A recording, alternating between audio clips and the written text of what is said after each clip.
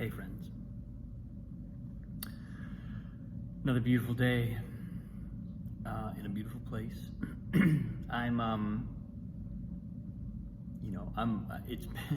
It's been a full contact family reunion for the last not quite 24 hours, I guess, and we still have another day and a half left to go. And it's kind of amazing what this event is provoking in me. It's a really interesting time, and we have some activities that I'm actually really enjoying that are that give some shape to what's happening, and that are creating a chance for generations to kind of like get to know each other across different generations. And I often show up here and I see family members kids that I haven't seen in a while, or even family members who are not kids anymore, or that I haven't seen in a while. And it's really incredible to have a chance to connect for real with those people, and to actually kind of find out what they care about and learn about what their development has been, as far as because it's one of these kind of amazing places where I've been coming here all my life, and my mom came here all her life, and her parents came here all their lives. And so there's this kind of deep history, and it's just, I keep sort of being wowed, I guess, by how much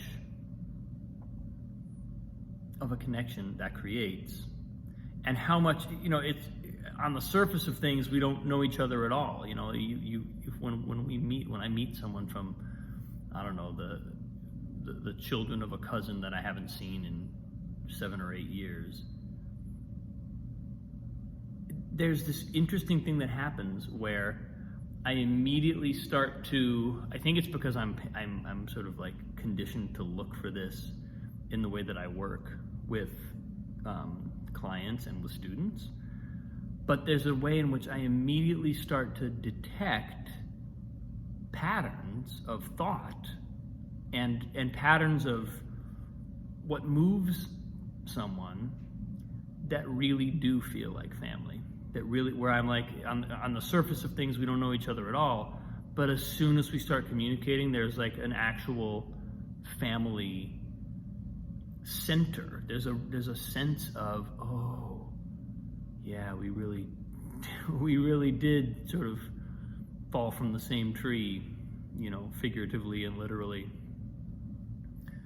And I have to say that's a surprise. It's one of those things that, like, because God knows family reunions and family get-togethers can be real. They're like sort of like notoriously awkward, and there's a way in which I think, in a sometimes tongue-in-cheek way, it's easy to talk about dreading them or being okay, I got to just get through this big family event, because being around family, man, whew.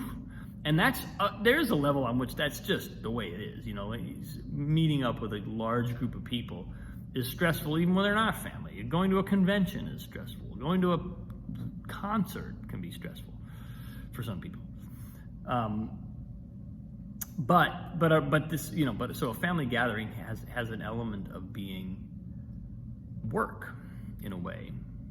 But what I keep being amazed by is I don't have to dig very deep before I start connecting with, oh, yeah, I really sense, there's a current, I think, that I've received from, in my case, this is my mom's side of the family, so there's a current that I have been receiving from my mom, and that I feel strongly from that side of the family, that I feel like has always just been a guiding part of my life.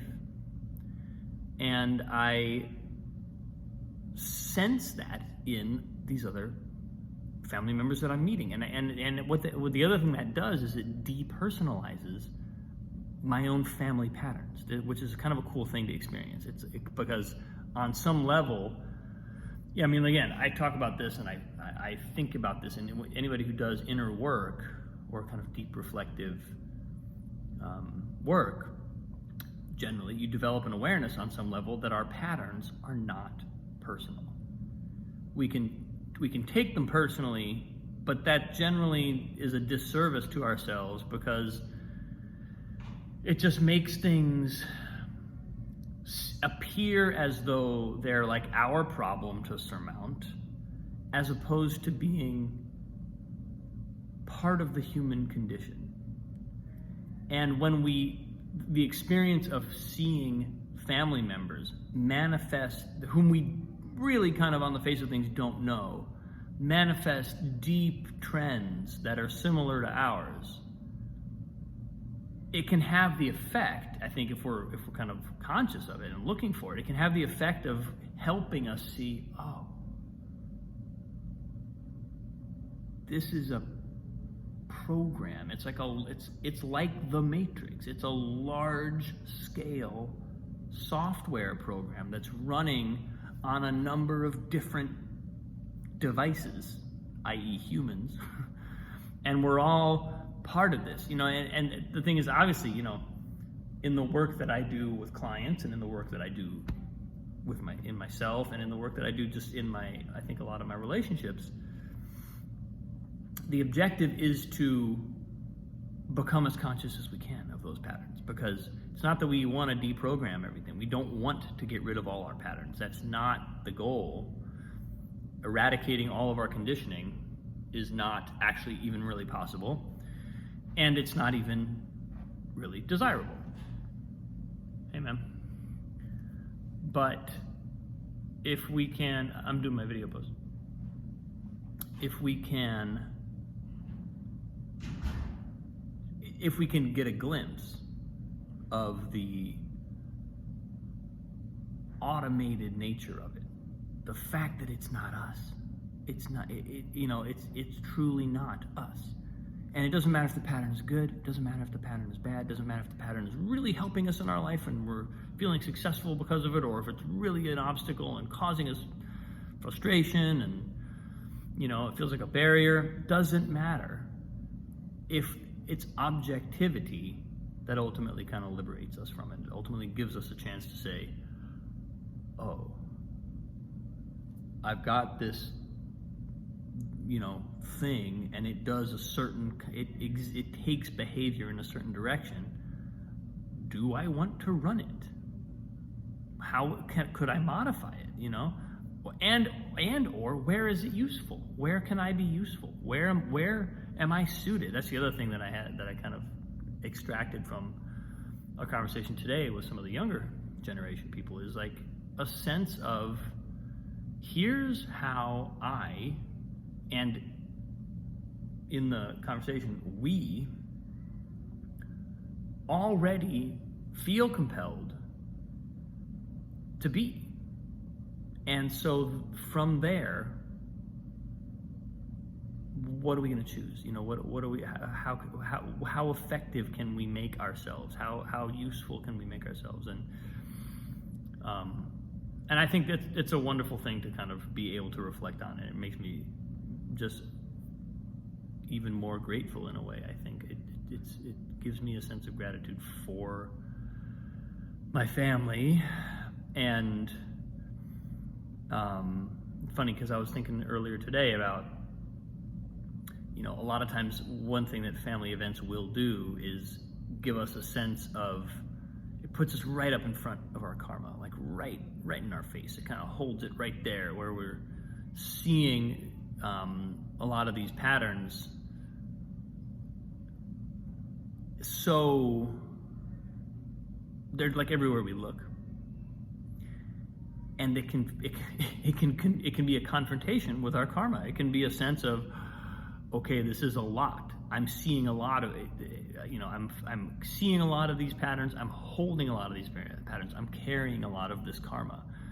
And I was thinking of my mom actually earlier today, because there's a way in which, this is that side of the family, and so that's what I'm connecting with. And I have to say, I just have so much admiration for the capacity, as Sadhguru puts it, to carry our karma lightly, to have that space between ourselves and our patterns, and to carry them lightly, to just allow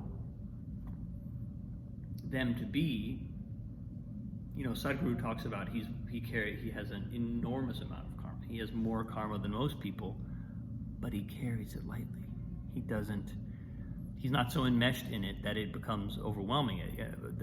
I think that in a lot of ways, to me, that's one of the signs of spiritual progress, is how much weight can we carry lightly, right? Not how liberated can I be and not have anything to do with karma, but how much can I be in the world while at the same time not encumbered by the world. That's, and I think a family event, man, you want some hardcore cross training in that, go to a 3-day family event. So it's a little bit what I'm getting. So that's what came through today, folks. I have to say, I so appreciate you, this little portal here, which is where I process and clarify for myself so much of what happens here. And I hope that this is in some ways also useful to you, useful to other people. So thank you, much love, have a great day. I'll see you tomorrow.